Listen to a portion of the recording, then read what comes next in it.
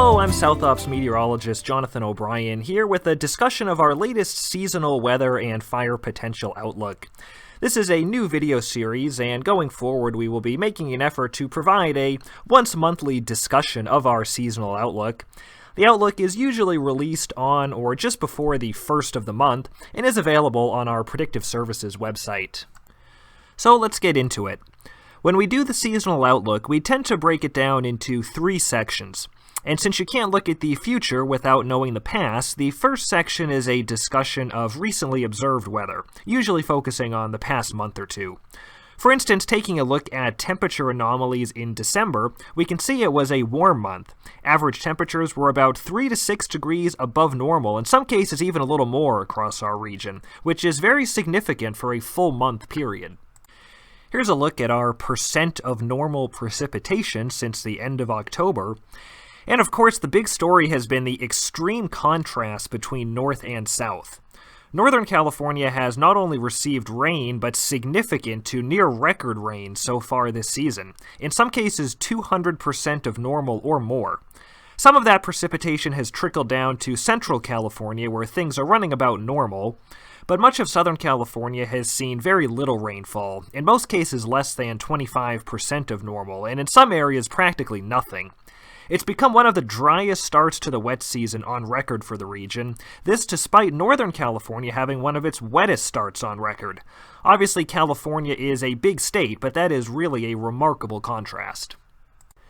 It's been a pretty typical season for offshore winds so far. It was a bit of a delayed start since most of October was just so hot across the entire West. But we've seen the offshore winds periodically since early November, including a couple of strong events. Our strongest Santa Ana event in December was centered around the 9th and 10th of the month, and that of course was associated with the Franklin Fire near Malibu. Our second section primarily focuses on fuel conditions, and we'll start by looking at the latest USDA drought monitor for California. And it's notable this month because we have seen a big expansion in abnormally dry conditions. That's that light yellow shading over much of Southern California. And that wasn't there a month ago. It's a reflection of the very dry conditions so far this season. Moderate to severe drought conditions continue for many desert areas. Now, from a historical perspective, we're certainly not in bad shape when it comes to drought, especially on a statewide basis. As we know, they've been getting hammered with rain and snow up north, so we're in good standing on things like reservoir storage and statewide snowpack. We're still carrying over a lot of benefits from the past two wet winters as well. But the growing dryness in Southern California is still important for the fire environment. In terms of fuels, most of our dead fuels and ERCs are reflective of typical off-season characteristics. We're generally nowhere near the levels you'd expect in our peak fire season months. However, heavy dead fuels in Southern California have been persistently drier than normal due to the dry weather. Here's a look at the 1,000-hour fuels relative to normal. And again, while they're not critically dry, they're still drier and in some cases much drier than normal for this time of year over Southern California, while things are much more moist further to the north. With the arrival of relatively abundant rainfall, we've seen live fuel moistures begin to show seasonal upward trends in Central California. In addition, new grass growth has been observed in the low and mid-elevations of Central California, and that's all consistent with Central California being solidly out of fire season. But it's a much different story in Southern California. From about Ventura County southward, live fuel moistures still remain at or near critical levels and have shown little to no increase off of their seasonal minimums, not to mention there has been no new grass growth. Here's the latest live fuel data from Ventura County, and they've at least gotten a little bit of rain. Areas further south are likely in even worse shape from a live fuel perspective. Finally, we take a look at the forecast weather and fire potential for the next 4 months. The recent sea surface temperature trends in the tropical Pacific indicate we are near La Niña territory. That's those cooler waters, the blue colors along the equator in the tropical Pacific. However, water temperature trends below the surface, combined with climate model projections, indicate this event is already near its peak strength, and historically it will go down as no more than a brief and weak La Niña event. Nonetheless, the general La Niña background state generally favors drier conditions for Southern California, and we've seen that play out so far. Despite this, a highly active Pacific jet stream pattern has been observed in recent months, with very fast jet stream level winds extending almost continuously from East Asia all the way to the west coast of North America. That's a good recipe for storminess along the west coast, and there has been no shortage of precipitation over the west coast, but as we've seen, it has nearly all been directed at Northern California and the Pacific Northwest.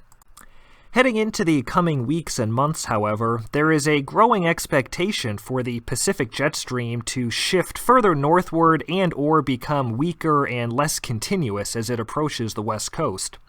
That can favor the development of high pressure along and off the west coast and up into the Gulf of Alaska, which acts to cut off our storm door from the north. In such a scenario, Southern California would become more reliant on subtropical moisture and subtropical jet stream activity to funnel moisture into our region. But that sort of activity is more favored in El Niño years. That's why we often hear talk about heavy rainfall during El Niño. It's easier to get those moisture-laden Pineapple Express type systems coming deep out of the subtropics with a lot of tropical moisture with them. We may see some subtropically driven rainfall in the coming months, but the lack of El Niño and what's been a really anemic subtropical jet stream so far casts a lot of doubt on whether the subtropics will significantly compensate for a lack of more traditional maritime polar storm systems coming out of the North and the Pacific. The development of such a pattern would be bad news for California's rainfall prospects. Climate models are generally forecasting below normal rainfall in our region in the months ahead. This is a model projection for the expected difference from normal rainfall for the January through March period. The yellows and browns over California represent expected drier than normal conditions in the model. These models are much less reliable than the ones we use for our day-to-day weather forecasting, but they can still be useful for picking up large-scale trends, not any sort of finer details. And while these things are very hard to project, I'll go out on a limb and say I do agree with the idea that rainfall will overall track below average for the rest of this winter. We will almost surely see meaningful rains at some point in the coming weeks, but overall expect precipitation to run below normal. So as a result, there is a moderate tilt in the odds towards below normal rainfall across the region over the next 4 months, and also a slight to moderate tilt towards above normal temperatures with high pressure expected to be dominant. And finally, despite the somewhat slow start to offshore wind season, there is also a slight tilt towards an above normal number of offshore wind events the rest of this winter. The expected pattern is more favorable for cold air outbreaks in the central U.S., which can be associated with warmer weather and offshore winds here in California. So in terms of fire potential, given the lack of rain so far and none in the immediate future, and the potential for more offshore winds going forward, the bottom line is that we are still in fire season over Southern California. Above normal significant fire potential highlights have been added for the South Coast region for the month of January. We're most concerned about the lower elevations and adjacent foothills, though even in the SoCal mountains there is still some significant fire risk. And the reality is, this potential will remain until significant rain occurs. We'd certainly like to think that will happen in January, and it probably will. The historical odds say it's almost certain. But in the event it does not, these highlights will be pushed into February as well. Outside of the South Coast and adjacent foothills, fire potential will be minimal through April, as it usually is, with the growing cycle beginning to get underway. Significant precipitation has fallen in the Owens Valley so far this wet season, which should limit potential there heading into a local climatological peak in fire activity centered around February. Desert areas sometimes begin to see fire activity by April, but it is too early to speculate on the upcoming season's fire potential for the deserts. Should conditions remain very dry over Southern California, it would support an earlier than normal start to mid and high elevation fire activity in 2025, but that would still be beyond this outlook period. Sometimes in dry years we can start to see that get going towards about May. So that's the story for this month's seasonal. We hope you enjoyed, and again, we hope to make this a regular monthly thing going forward. Feel free to reach out with any questions regarding the seasonal outlook or any of our products and services here at South Ops. Until next time, wishing everyone a Happy New Year, and we'll see you next time.